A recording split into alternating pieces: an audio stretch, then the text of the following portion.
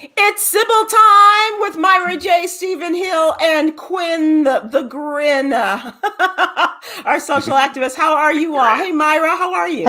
I'm doing well. I'm doing very well. Hello, everyone. Stephen Hill, how you at? What's going on? What's the word? Well, so what I like to do is when I go to hotels, I like to stay at the hotels that have the most pictures of the most naked white women. And so You've succeeded. I have succeeded. You have succeeded. Of the most what? Most naked white women. Most artwork. Okay, most naked continue. white women. Okay. You know, when they ask for the filters, when you are looking for something like a hotel or a car and the filters, and his filter is the most unusual. It's the most naked white women available in the rooms and photos out. Yeah. Speaking of hotels, Kwyn, you're coming off a vacation. How are you? Yes, I'm doing good. Turks and Caicos was great. It was grand. The water was really, really blue. I feel like I'm still on vacation. I feel like I'm still there between like the music and the food. But honestly, I just want to shout out just like how nice like the resort staff was. Honestly, just being like a Black woman with my girlfriend there. I was a little nervous about confronting homophobia or like whatever, but everybody was so nice and so welcoming. Even the white people were friendly. It was just like a whole different kind of utopia that I wasn't prepared for. We went on the ATV. I went parasailing. I went snorkeling. You did all the vacation fun, huh? Mm-hmm. Yeah, good. Mm-hmm. Good for you. That's great. That's great. You have that post-vacation glow. Yeah. I hope it lasts a long time. Okay. Good. Excellent. I didn't have any naked white women though, so Stephen, I don't know. Oh yeah, you did. You didn't see them. Yes, you did. Don't. Yes, you did. Don't. For those of us that have been to Caicos, you just missed them this trip. Yes, that's right. Yeah, that's right. I'm not. But if you like to see them, they're depicted right here on my wall. Because that's where Stephen Hill is right now. He just took a trip to Turks and Caicos. Once you left, he went in. Yes, yeah, absolutely. Was this your first trip to Turks and Caicos? Yes, this is my first trip. My second trip internationally. I've only been to Germany, Cameroon and West Africa, and now Turks and Caicos. Wow, you picked some disparate places. I love that. Yeah. What made you go to Germany? What made you go to Germany? I went there to sing, actually, with my church. We went there to go visit another church in Germany and sing. And Stephen Hill, can you say that's why you traveled across the waters to go with your church to sing? No, I could never say that I went across the water to sing. Well, by anybody's invitation, like that wasn't. It wasn't I was going to say, but he did sing. I'm pretty sure he did. but no church music. I'm assuming. How was the reception? I won't go down this rabbit path. I'm curious, like how did the Germans receive the church music you sang? The Church of Kwyn. So it was the same denomination. So I'm part of the United Church of Christ.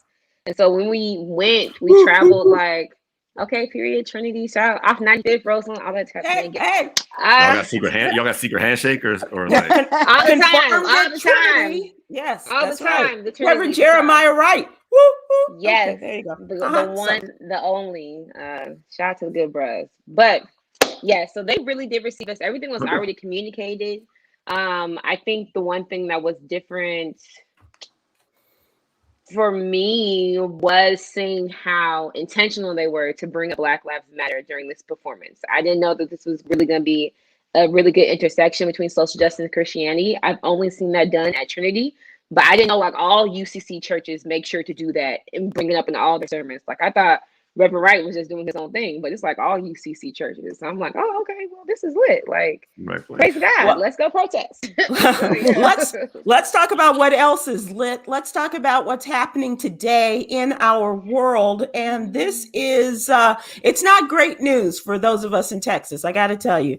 Ted Cruz, who knows his way around a Mexican vacation, has succeeded in trying to bring a federal voting bill before the United States Senate. This happened in the middle of the night, and despite high hopes by Texas Democrats and others, the U.S. Senate failed to move federal voting rights legislation before leaving for summer recess. And it was Ted, call me the Mexican vacation boy, Cruz, who blocked the last attempt to vote on the bill before the Senate left town. And so it was in this overnight final session that the Senate Majority Leader Chuck Schumer requested unanimous consent from the Senate to immediately immediately consider the For the People Act. This, of course, is the sweeping overhaul of the federal elections that would preempt attempts from the states such as Texas and Georgia and Florida and others to restrict voting access, overhaul the campaign finance laws, and would end congressional gerrymandering, among other provisions in the bill.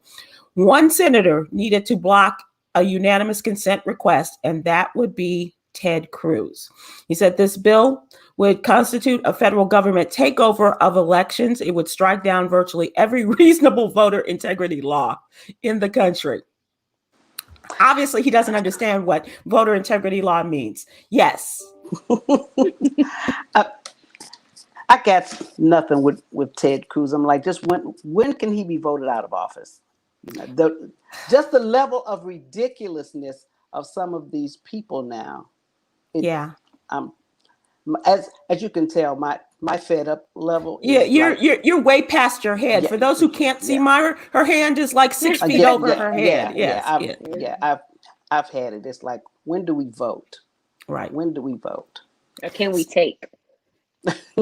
Well, Myra, this is our first opportunity to take hold of the election and election process by reminding people every chance we get the midterm elections are just months away. Yes. The primaries will take place in the first part of the year.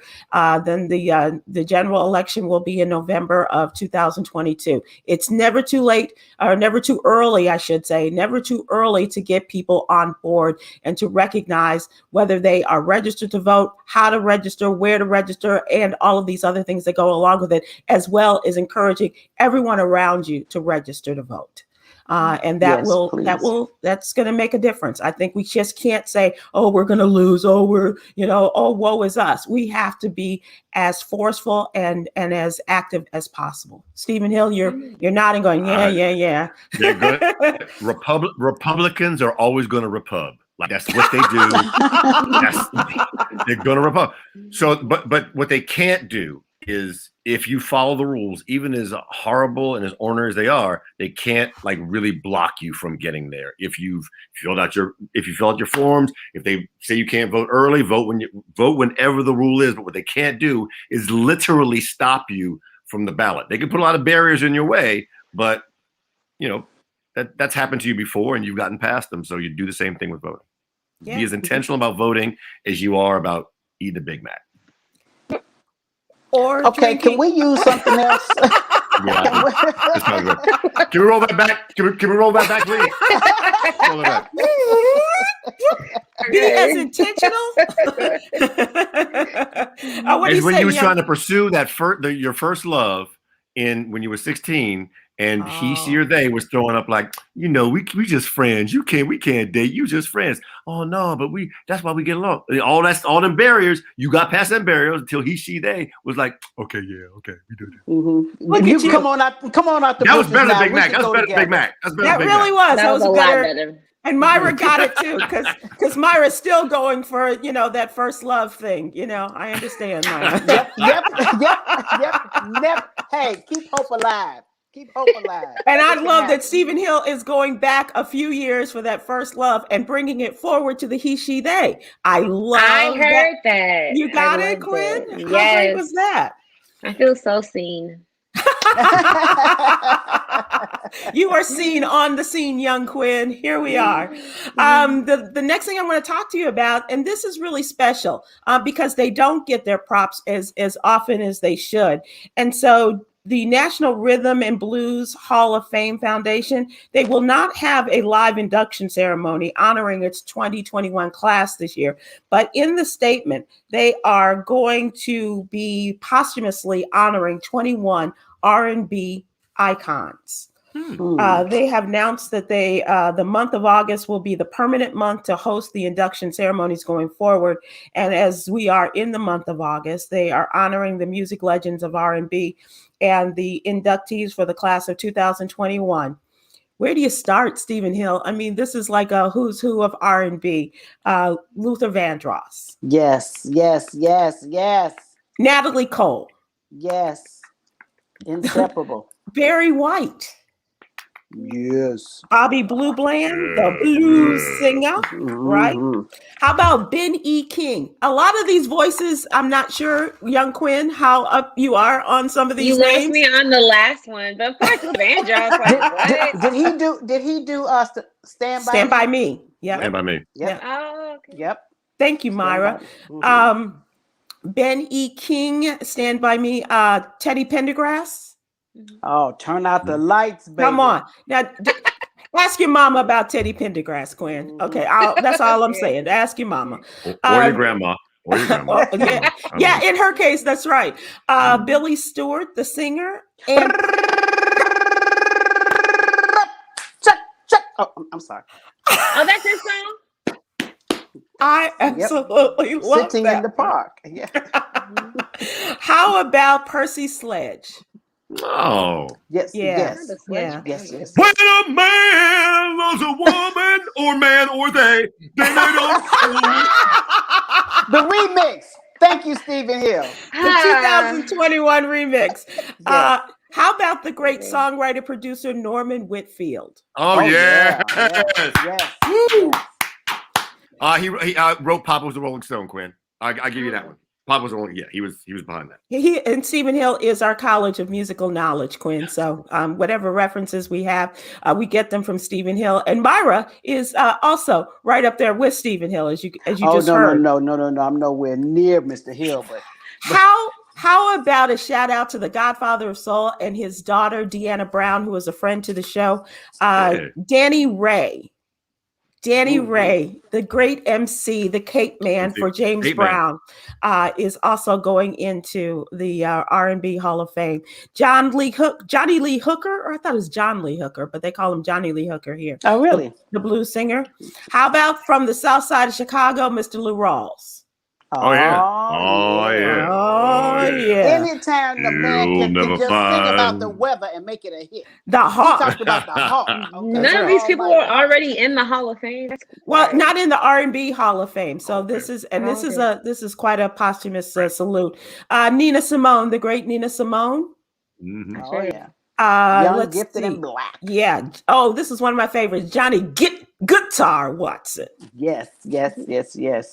The great Donna Summer. Yay. Oh, disco. The disco queen. Yes. Last chance for romance. Last chance for romance. That's right. You know how many times I stayed on that dance floor when they were calling last call? Nothing.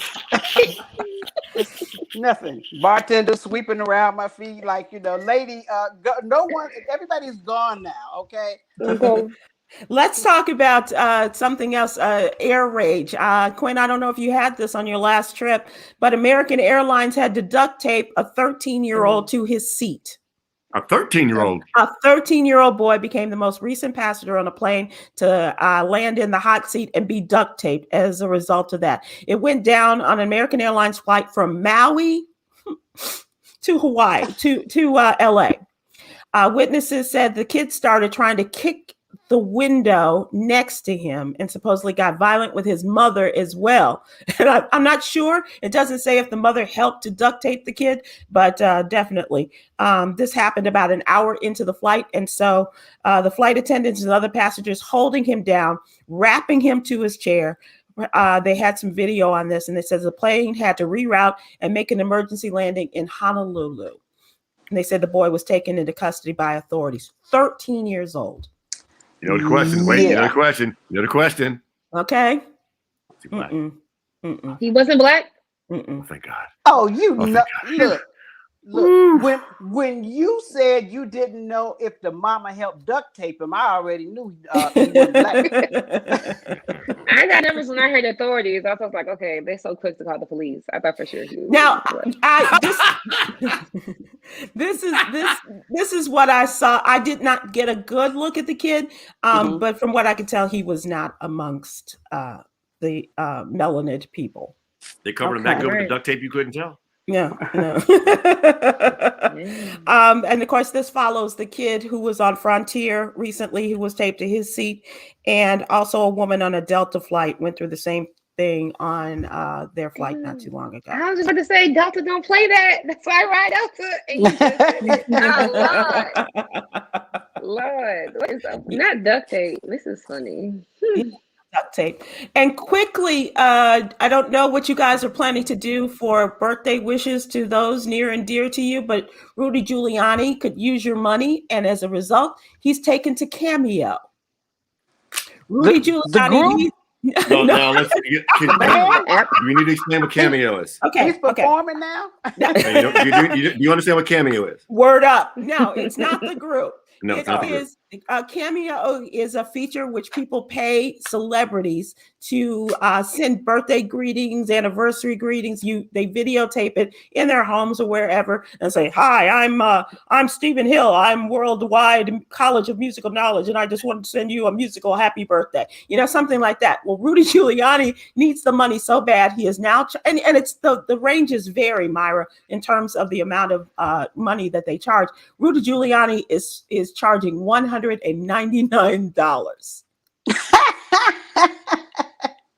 Is that before or after tax? Okay.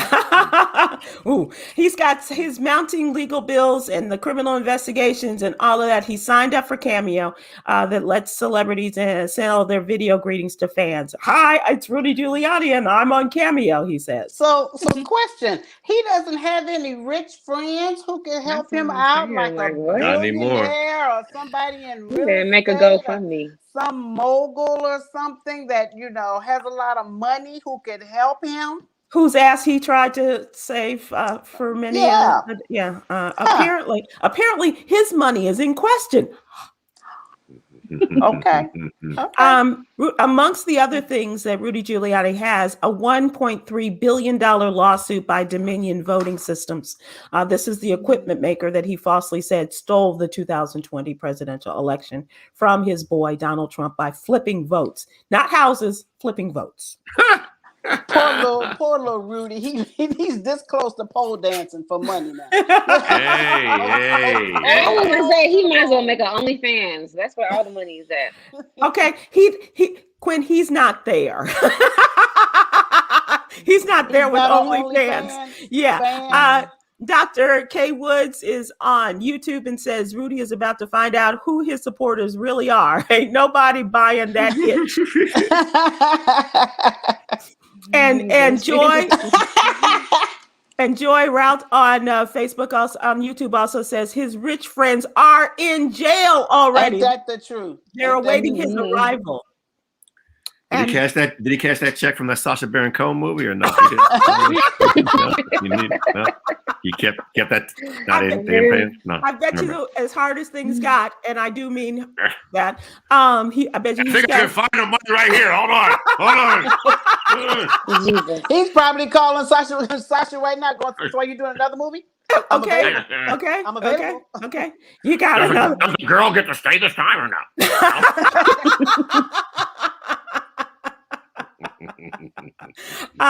Bio Reviews on YouTube says, "Boy, Rudy already free. You see that indictment coming." Yeah, he is free for right now, but you do kind of see that. So now it is time for what's really going on. What's really going on? Okay. You don't need a theme song for that one? You know what? If you have one, because you are a man of the keys and the music, if you'd like to create us a little ditty. What's really going on? No, I'm good. No. Because Kwyn gave me I was Kwyn. ready to do the finger snap. That was my first the Kwyn of the day. I'm good. The scrunchy gave you the scrunchy face. Okay.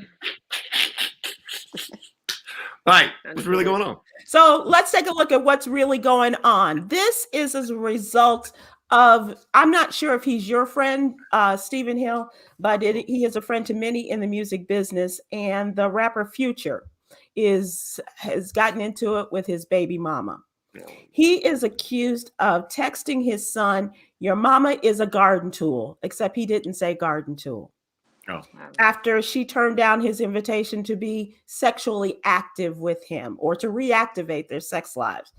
And so on Instagram, she shared the screenshots of Future texting their son, "Your mama is a garden tool," and telling Wow. him that she needs to buy him new clothes for school. She accused Future of doing this because she would not, hop back into it with him and get back into the horizontal hula. And so she's also accusing Future of not seeing their son in several months, despite the fact that they were in the same state. And so they have really gotten into it. And so this invites the question, is there a point of no return? It just seems like we're talking a lot about family relationships this week, but this is something. When is enough enough? And then that he is calling this woman to his son, his child's mother, he is calling her this name. What has happened in the structure of this relationship that you would do this to your child and to your child's mother, who just months ago he was saying what a great mother she was for keeping his young king down, holding him up and keeping him level. And this also brings to mind something in which a friend of mine is having difficulties with her daughter, who is going through some challenges, and her daughter called her mom the same thing. This must be the word of the day going around, and she called her mother the garden tool, and her mother said, "Okay, that's it. I'm done." And so that brings me to the question, is there a point of no return? Because, and I can go biblical for you, Kwyn, because our little girl of God, Yolanda Starks White, reminded me that in the book of Matthew, it says, how many times can you forgive when Jesus is asked this? And he says 70 times 7, which Stephen Hill, as a math major, is 490. Thank you. But how many times can you forgive people for doing this kind of thing? Well, to me, when you get to a certain level, that goes straight to 491. So therefore, it's over. It's very unfortunate that this man is so immature, because that's what it shows. It's just the level of immaturity. Now, many relationships don't. As a matter of fact, most relationships don't work for one reason or another. But once you create a child, to me, that's like neutral territory. Territory. We have a responsibility. I don't care if we can't stand one another, blah, blah, blah, blah.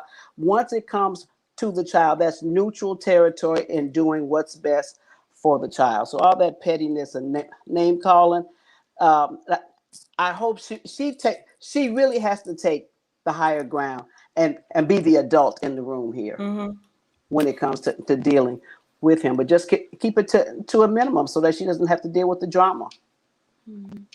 Stephen Hill, what do you think? Oh, which part about the mother, the daughter calling the mother, or about Future? Which one you want to talk about? Well, because they're two completely different things. They are in no way linked. So which one you want to talk about first? Well, they are linked to me because not only are they using the same word about a woman, but they are also where somebody has just had enough. And calling him out, because she published this stuff on Twitter, how he did, the text that he sent to his son. She's obviously had enough. So let's start with Future. Let's start with. That's an adult thing. I mean, it's easy to say no, and I believe it. No man should ever refer to the mother of their child to the child as anything other than queen, most held, most high. So that's number one. Not everybody can control their emotions the way we'd like to control their emotions, right? We're used to the typical kind of masculine folk, men being able to control them, and if you listen to Future's second album, the one that didn't go as well as everybody wanted it to, you realize for real, you realize you have a man who is really in touch with his emotions, and like.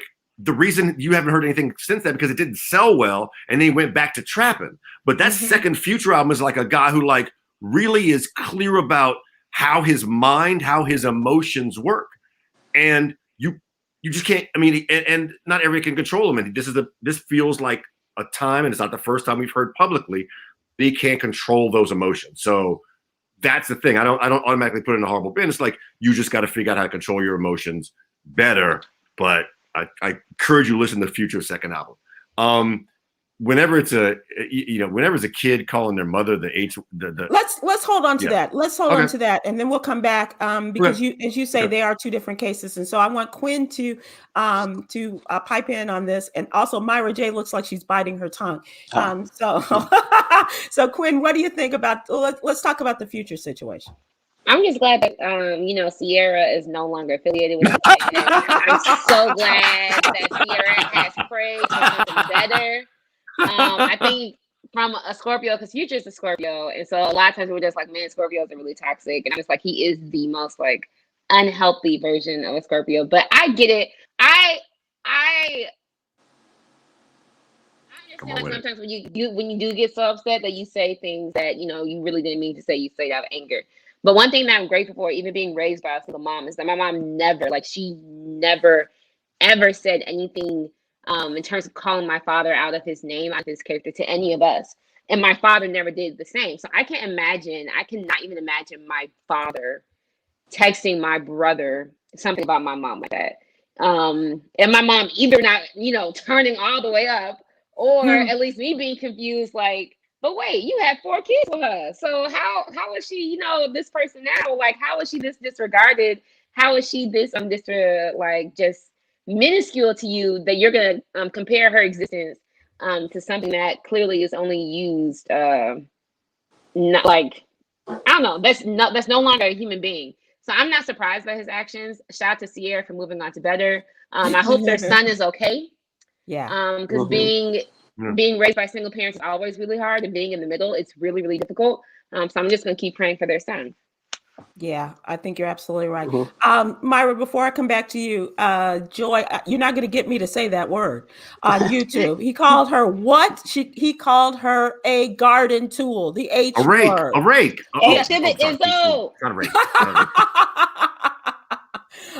So thank you, Joy, for asking, but I'm not going to say that. I'm just not. Myra knows that I have certain words that just trigger me, and that is one. And the female cow is, or actually the other name for a cow is another name that just does something to me.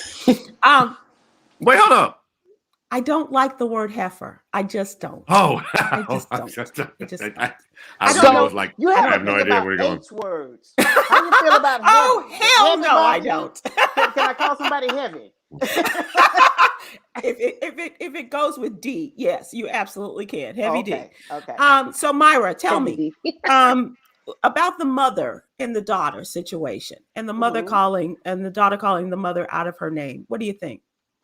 Okay, I'm going to assume this was a minor, and I'll take very briefly. When I was a child abuse investigator, I had a case where they said, the daughter called. She was in 8th grade when I was a child abuse investigator.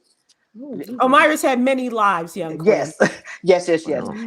And the daughter, black mother, child, single mom, 8th grade. The daughter called the child abuse people because the mother had laid hands on her. So they send a person like me to the door. I come to the house, and the mother said, I'm a single mom. We moved here. My child is hanging out with other people now. Let's just say of the much lighter persuasion. She wasn't hanging out with a great crowd. And she came home and she called me a B. And yes, I laid hands on her. And I turned around to the daughter and said, well, this ain't your lucky day, chick, because I'm going to tell you right now, just like Wakanda, we don't do that here. We don't do that. I said, if you call your mama a name again, you going to have to deal with your mama and anti-social worker.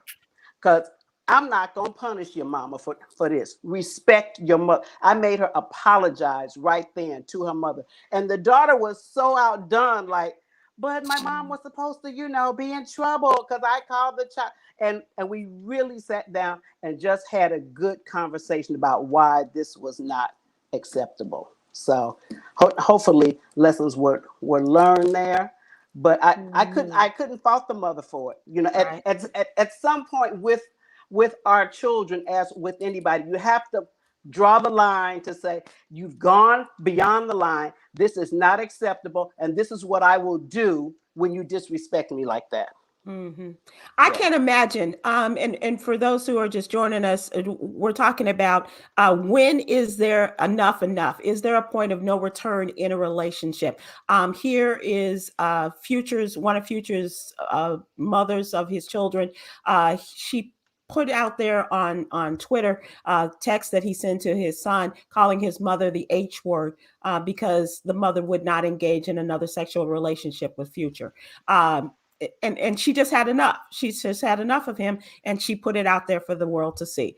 Also talking about a situation that I'm familiar with, in which a mother who has done everything for her child. I'm telling you, and this girl has really taken her mother through it. And now the last point of no return for the mother was when the girl called her mother the H word. This is just the word of the week, I guess.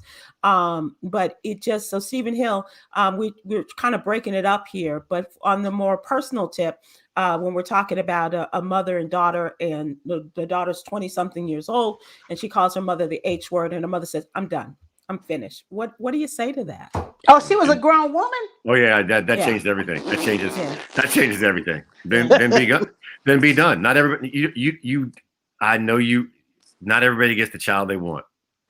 It's just the truth. Not everybody gets the child they want. Not every child gets the parent they want. And it's unfortunate when it happens. You think by 26 you can make that decision. I actually know somebody who thought they had a great relationship, and the kid came literally about 26 or 27 and said, like, actually it was early because it was right after they graduated from college. Thank you very much. I'm not sure I'm ever going to see you again. Wow. Right. And it's just, and there's no rhyme or reason. It's not the relationship you want to have, but sometimes it's just the way you don't get to pick parents. You don't get to pick children. And sometimes they're just not what you want them to be. You have to say, I will love you from afar. Yeah. Yeah. And sometimes it's like, I'm not sure I love you. Yeah, whatever. Mm-hmm. I mean, we're connected only because you gave birth to me. And it's sadly true. We attach love to something that is really kind of like it's a biological thing. Yeah. Yeah. Oh, that just breaks my heart. Mine too. Kwyn, what do you think? As a 20 something, can you imagine a friend of yours saying that to their mother? I'm trying to figure out how much I want to tell about myself. Okay. I have definitely exchanged words I've said words to my mom multiple times throughout high school, and I did endure the consequences of saying those words. But I think growing up in high school, I don't want to say like I was influenced by reality TV, because that's not taking accountability. But I do want to say that, like, there have been times where the only way that I can verbalize the hurt that I was experiencing was like saying some type of cuss word or like whatever. But I am grateful that I do feel as if I have a good relationship with my mom, very much so now, where like those words are no longer exchanged. And I do believe in setting boundaries. Like, all of my siblings, we all have very different relationship with our parents. And if you ask each of us, all of us will describe our mom. My father passed, but all of us will describe our mom in different ways. But in having friends that have also gotten into it with their moms, especially moms that are single mothers, because being a single mother, being raised by a single mom, I think that relationship, that level of accountability, that level of respect is a bit different, because I understand that honestly, I wouldn't be here like without my mom. Like, in terms of the clothes on my back, the sacrifices, there's this level of like honest to God humility that's not even just love, that's just like some type of deep reverence that I have for the woman that decided to sacrifice everything so that I'm here. But I don't know. Family is always tricky. Like, when you say you didn't get the kid that you want, I think that's so like, that's heartbreaking. I don't know. There's some real. People, that's real. But it is very Republican. When I think about when I think about infertility, right, and when I think about children that are born either immune compromised like myself, children that are born with just different type of situations. And so like, everybody wants to have a beautiful, healthy child. Everybody probably wants to have a child that is absolutely gorgeous, something that wants to be a doctor, wants to be a lawyer, whatever, all these things.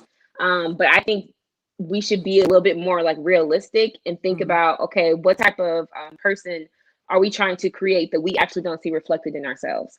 And so in All About Love by Bell Hooks, like, she goes deep into this familial idea of love, and like how love isn't just biological. How love isn't just, oh, because I fed you, that means I love you.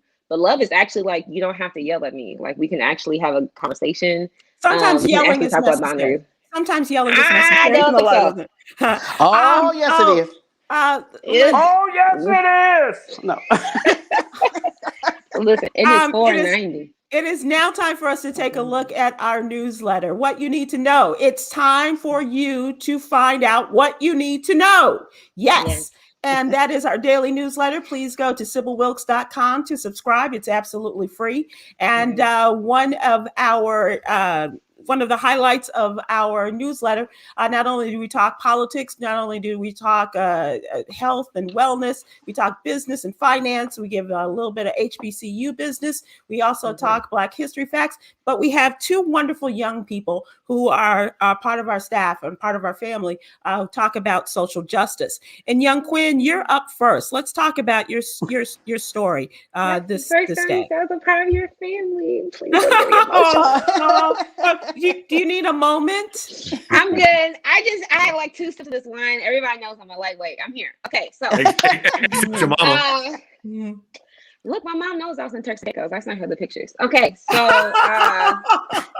this is how we go. I love you, mommy. Okay, so Cleveland decided to implement a new policy in regards to how law enforcement officials are dealing with children 6 years after the death of Tamir Rice. And so for those who don't know, Tamir Rice was 12 years old.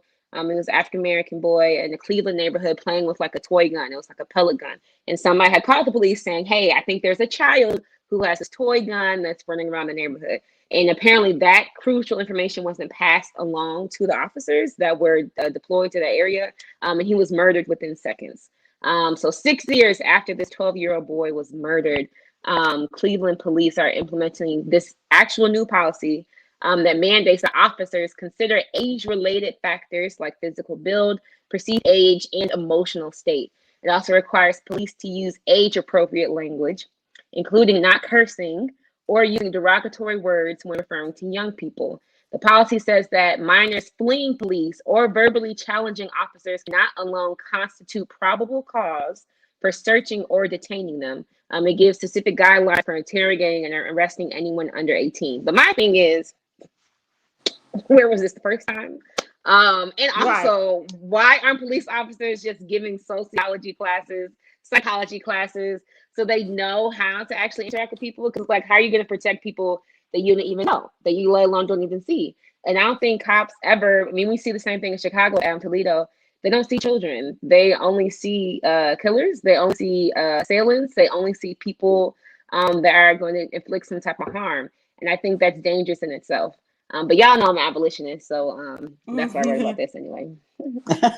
Let me ask you this, because the Tamir Rice murder occurred, I want to say, what was it, 2014?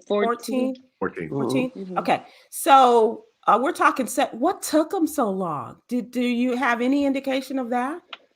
Yeah, so in the Marshall Project, they said that it takes longer for this policy to not only be written, but to actually be accepted. And the chief of the Cleveland Police Department said they kept going back and forth on what to include, what to actually have mandated. That seems realistic in terms of to hold the cops to that type of exception. I'm just as confused as to why they weren't doing this in the first place, though. My mind is kind of just blown, like, and I know that Chicago doesn't even have this type of policy. So it's really just like, wow, like, when you think about that 13-year-old kid that was detained on the plane, I'm like, were these cops even looking at the fact that this is a 13-year-old kid? Or were they like, oh, this is someone that's causing a nuisance on this plane, and therefore we must detain it? And it's like, wow, we're no longer people. We're just a problem. These are the kinds of stories that our social justice writers talk about on the regular, and unfortunately, a lot of it has to do with treatment by police, or the relationships of people in the wake of these murders, and that's exactly what they are. It's not pretty, and it's not an easy job, but you guys do a really good job at covering these stories. So I thank you. I'm so emotional. Thank you. Okay, Joy. Okay, we're back with you. And I'm not going to say that word this time, but she says, we won't ever forget that precious young man. May he rest in peace and power. The police also attacked Tamir's sister, and she's from Ohio, so she knows wherever she speaks. Obviously, that was the most horrific thing. This young boy playing with a gun, with a toy gun. A toy gun. And the cop just immediately rides up, jumps out of the car, and just shot him. It was between that and like John Crawford too, that was murdered in Walmart. He was playing with a toy gun. Yep. I don't get it. And we just observed the anniversary of his death too. John Crawford was at the same time. I'm sorry, Myra, you're going to say? As a single mother, and my friends would tease me. I wouldn't let my child play with guns. Toy gun. You could not give my child a gun for a birthday present or Christmas toy. Absolutely freaking not. And that was one of the reasons. I'm like, he is a young Black man in America. No, you cannot have a gun. When you have a gun, it needs to be real, and you need to have a purpose with it. Guns are not for play. They are just not. And I am not excusing the officers for what they did, but we have to deal with reality. Our children, being in that field, I have seen guns that aren't real, but they look real, and they're somebody had. It's really a cell phone. It looked like a damn gun. No, you can't have that. Right. There's this running list. Go ahead, Stephen. No, go please. Go. I was gonna say there's this running list. So I'm at this basic status. So I was just like, okay, we can't play with a toy gun. We can't eat Skittles. We can't jog. Yeah. We can't be stopped at a traffic light. We can't wear a hood. It's just like, I want my child to be able to do all the things. I want them to be able to go to a pool party and be loud.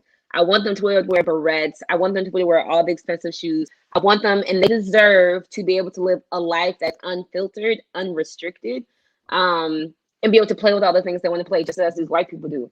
So I don't want to accept this reality. I'm not going to accept it for my child, for me. So that's I get it, but I also think that the unfortunate reality for me is that if we want to keep our children safe and keep them living alive, then we have to deal with those things as well.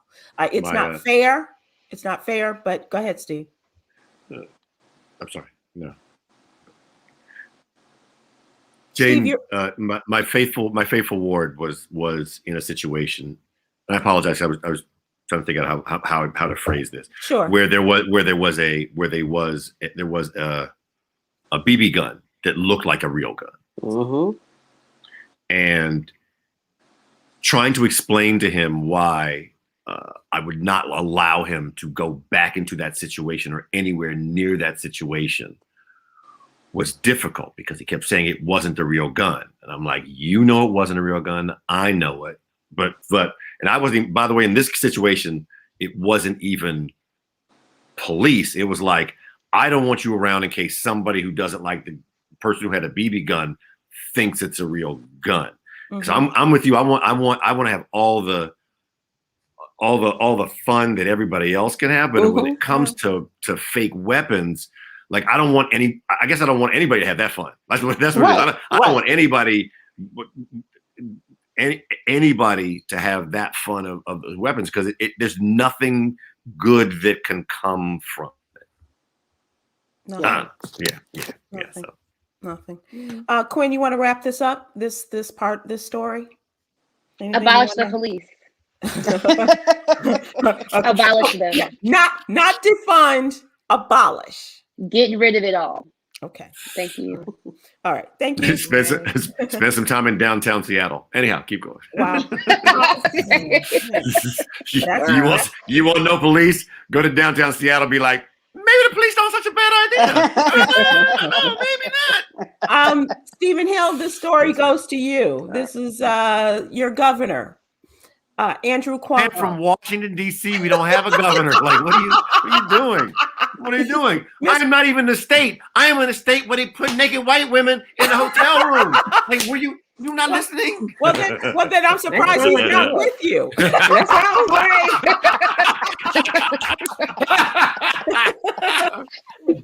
No, Drew, I got you. Hold up. No, Drew, no, we good. No. That's where he's spending his 2 weeks notice. Time. So you're losing your governor, Andrew Cuomo, and the state of New York is now going to be entering a new season. For the first time, a female governor, the 57th governor, is going to be a woman. Andrew Cuomo announced that he's giving his 2 weeks notice and that he's going to be leaving office. Where do they do that at? But Steve, your thoughts on it? I gotta go. Like, what are you going to do? Like I'm glad he changed his narrative a little bit, even on his exit. He changed it a tiny bit. Like, I look for direction. I don't look for absolutely. I look for direction, right? Before he was denying everything and basically saying these tapes are right. He at least admitted, like, I made them feel uncomfortable. I didn't want to. I didn't mean to. Blah blah blah. But it's a direction. It's in the right direction. So he's gonna get there in his own timetable, not mine. But he had to go. There was literally no choice. Now I will say, I was not expecting the first old white man that Letitia was going to take down to be Cuomo. I ain't gonna lie to you. I was like, 45 is in the sights. Oh, no fake guns. 45 is in the sights. Sorry for the gun reference. 45 is in the sights, and it was Cuomo. I was like, wait, where they do that? I didn't see that coming. Right. So, but he had to go. Not even a question. Right. In that 165-page report, 11 women coming forward and saying that they were sexually harassed by the governor of New York State. I'm surprised that it took him a week to to make the announcement, but it had to happen. And then when the president, the House Speaker, the head of the Senate, all Democrats, the highest ranking Democrats in the country are saying, you got to do something about this, then you had to expect that he was going to, I think. As a math patient, I just want to point out that's literally 15 pages per woman. So exactly 15 pages per woman. Thank you for that. Okay, so and now Senator Raphael Warnock is talking about a bill to combat Georgia's voting suppression law. He wants a federal piece of legislation. That also is in our newsletter. We also every day give a coronavirus update. And also, this is important for some of us who still eat meat products. Check your chicken. Oh, not the chicken check. Check. I said check the chicken, Steve. This is in reference to a company that has announced that some 60,000 pounds of frozen, raw, breaded, and pre-browned stuffed chicken products may be contaminated with salmonella. This is Serenade Foods. And the brand names are Dutch Farms Chicken, Milford Valley Chicken, and Kirkwood, which is an Aldi store brand. A lot of our folks go to Aldi's. Bless your heart. And so they have been shipped to distributors. But there's an investigation of scores of salmonella cases in about 6 states. And so they're asking people, the 6 states are with salmonella illnesses: Arizona, Illinois, Indiana, Michigan, Minnesota, and New York. And I know a lot of folks here don't eat chicken, right.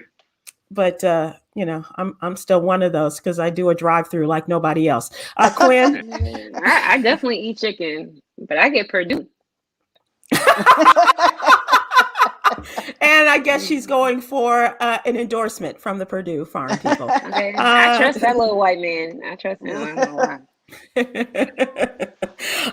A couple of other things that we do talk about in the newsletter, as I mentioned, we do a wellness check, and a great opportunity to talk about our wellness, especially as people are going through another round of the coronavirus and the Delta variant. And this particular issue of the What You Need to Know newsletter, a list of immune boosting foods, vitamins, and herbs. A lot of folks are talking about, take your zinc and take your vitamin C and all of this if you are trying to, stay away from the virus and things like that. But this gives you a great list of those immune boosting supplements and what have you, foods in order to avoid this. So we ask you once again, go to Are any SybilWilkes.com. of them flavored like chicken?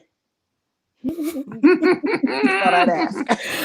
I will have to ask our friend Jackie Reed about those vegan foods that taste like chicken or taste like, and perhaps we can. But it is. Here's your elderberry gummy. Tastes like chicken. Okay. so that does beg the question, Myra, because you're a supplement eating fool.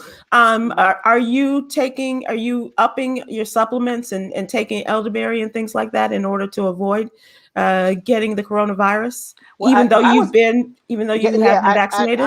I've been taking supplements for years. I do take elderberry and zinc and vitamin C and a multiple, and just I don't know what's in that other gummy over there, but I heard it's really good. So. Oh, Stephen Hill, I know you're not shaking your head like, oh, this can't be. I don't know what she speaks of. Okay. My blue dream didn't taste like no salmonella. That's for sure. What? Huh? What? Nothing. So, huh? No, nothing. No gummy. That wasn't a gummy reference at all. No. And he's mouthing, it really was. It really was. even though his dear mom is listening to us. So now it is time for us to take a look at entertainment. It's entertainment time. And Steve, I bring this up because it's hard to believe. Two big things are happening this month and next. 20-year anniversary. First of the death of Aaliyah and the 9/11 situation. Okay. So Aaliyah fans, imagine this. I remember where I was when they announced Aaliyah's death in that plane crash. But now all of her fans, like yours truly, been waiting for years to be able to listen to her music on the digital streaming platforms, are now about to get it. According to Blackground Records, which owns the late singer's masters and is rebranding as Blackground Records 2.0, partnering with an independent label to bring her songs to streaming services worldwide, along with the catalog material of others like Timbaland, Tank, Tony Braxton, and JoJo. This, they say the catalog will be released in near chronological order, starting with 1 in a Million on August 20th. Happy birthday present. I'm telling you, Steve, I've been waiting for, some of her music has been out there, but for the most part, nothing. Are you? I'm sorry, go ahead. Oh no, it's only the music that was on Atlantic before she signed to Blackground. So her first, I'm sorry, Jive. Okay. Her very first album that she did was on Jive, but after that it was a black man, Barry Hankerson, controlling masters kind of before it was a really, really big thing, and making sure it was a licensed deal with the other people. So Aaliyah music obviously is the most popular, but as you mentioned, Tank, Tony Braxton, JoJo, but for various reasons, it depends on, the reason it happened, you believe it happened, depends on who you listen to. Is that it's been off the market for a while, and he's licensed it very infrequently. Remember, there was a movie that had Aaliyah again, right? Nothing outside of that. So Age Ain't Nothing But a Number. That's the only one we were able to stream, the one on Jive. Right? Okay. Right, the one on Jive. The one had, let me see, you go back and forth. Back and forth, right. But nothing with 4-page letter, 1 in a Million, More Than a Woman. All of those were actually on Blackground and on the label. So it's great that Barry Hankerson is who, of course, manager, owner of Blackground Records, as well as Aaliyah's uncle, and has control of the music. We'll be putting that out. And Barry was also Gladys's ex, right? I wasn't going to say it if you didn't. Okay. Just making the connection. Myra, how do you feel about it?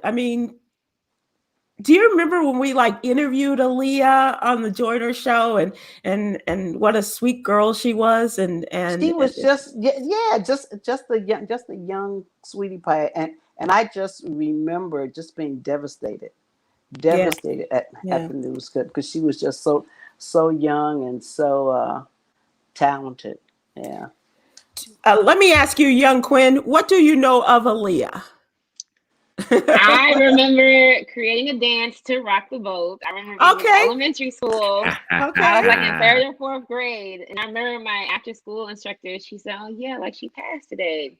And I was like, she passed? Like I thought we just listened to her music because I thought people were alive. You listen to their music. So I remember her.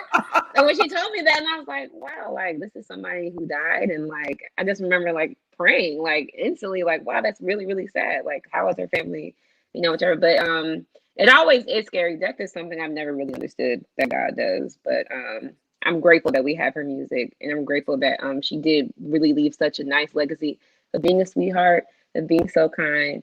Because that's the type of feeling I always get whenever I listen to her music now. Yeah. Plus, she was gorgeous. Like, yeah, she was. She was a beautiful girl.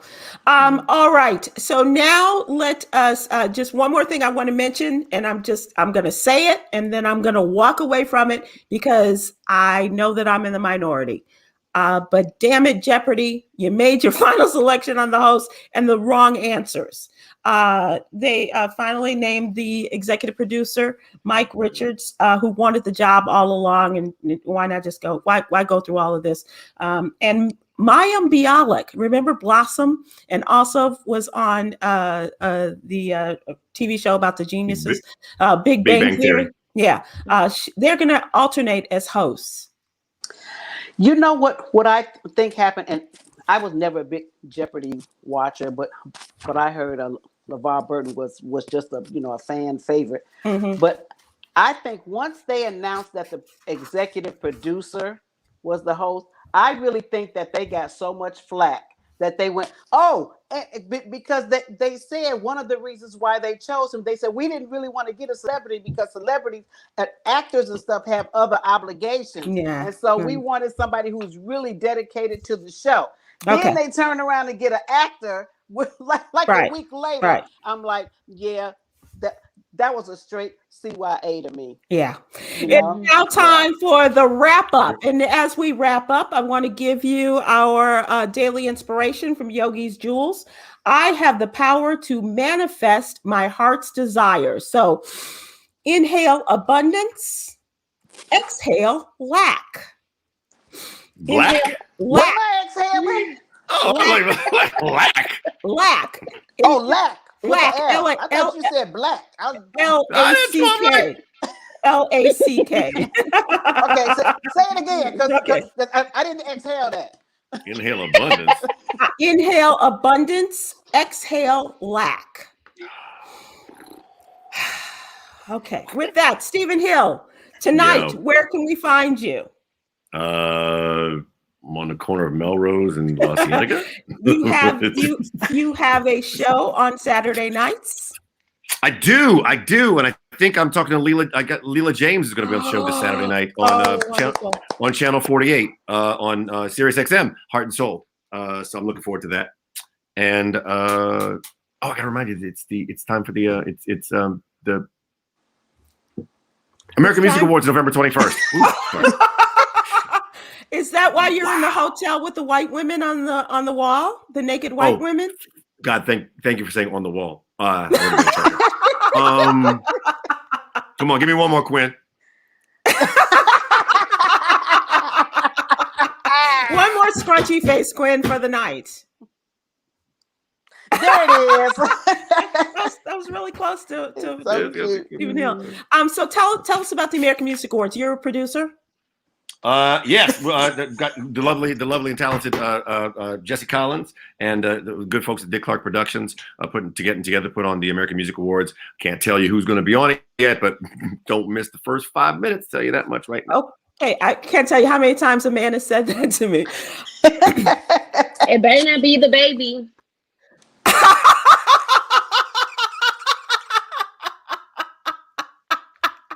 Okay, Steve. What? You've been given your marching orders, but you're responding like, what if it is the baby? That's unbelievable that, of course, you would take that with me saying nothing as what if it is the baby? Violence is violence. Is it really? It is. Myra J, Squinty face. Myra J, how can people find you? I'm right here. No. Oh, no. I'm No, thinking just- social media, Oh, Myra. social media. yeah. Yes. Go to Facebook, Myra J, last name Jayrym, which is just Myra J backwards. So, yeah. And young Kwyn. Yeah, I think I'm gonna start changing my name on here because that's easier. But Kwynology, it's KWYNOLLOGY. Follow for all cute Turks and Caicos pictures, cute Delta pictures, cute all that stuff. Let's get this last year of grad school, y'all. It's gonna be mad. Okay, Go get him. Let's hit it. And Stephen Hill, also, I want you to give quickly how people can reach you, and also the announcement that you are bringing on a candidate for young Kwyn's young brother, Cam, next week. Oh yeah. How the other thing work out? Did they get together? They hook up yet? Kwyn? You gotta ask Yolanda. I don't know what the holdup is. I don't know. Well, no, let's ask Cam. What's his holdup? Go ahead. Cam said he hasn't gotten the number yet. Cam, go after the number. Okay. Go on, so Cam, I don't feel so bad after 20 years still being by myself. That's right. It's only six digits. It's only 6 digits. Okay. Stephen Grant Hill. What was the question now? I forget. What am I doing? Oh yeah, I got a candidate for Cam next week. Okay. Maybe 2, but I think probably just 1. I think just 1. Just 1 candidate for Cam next week. Thank you all. We'll see you next week. Bye.